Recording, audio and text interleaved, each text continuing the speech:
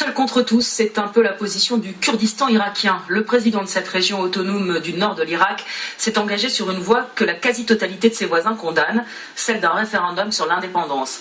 Le vote devrait avoir lieu le 25 septembre, même si la Cour suprême de Bagdad le considère comme anticonstitutionnel. Et si dans la communauté internationale on s'inquiète d'une possible déstabilisation d'une zone déjà malmenée, au sein même de la minorité kurde, les avis sont aussi partagés. Reportage Miyuki Drose et Hussein Tar.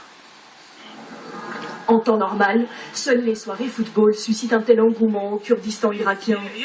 Mais depuis 3 semaines, le référendum d'indépendance fait vibrer la population. Aujourd'hui, le camp du oui organise une démonstration de force à Erbil, la capitale de la région. On veut vivre libre dans notre pays et pas en tant que minorité. Pourquoi les Turcs, les Iraniens ont-ils le droit d'avoir leur État-nation et pas nous les Kurdes ? Pour ces Kurdes, le pouvoir central à Bagdad est une force d'oppression.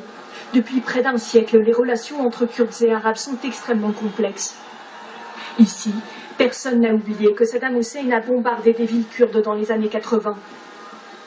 Plus récemment, les deux communautés se sont aussi vivement opposées les revenus pétroliers. Grâce à leur victoire militaire dans les combats contre Daesh, les leaders kurdes estiment le moment opportun pour réclamer l'indépendance.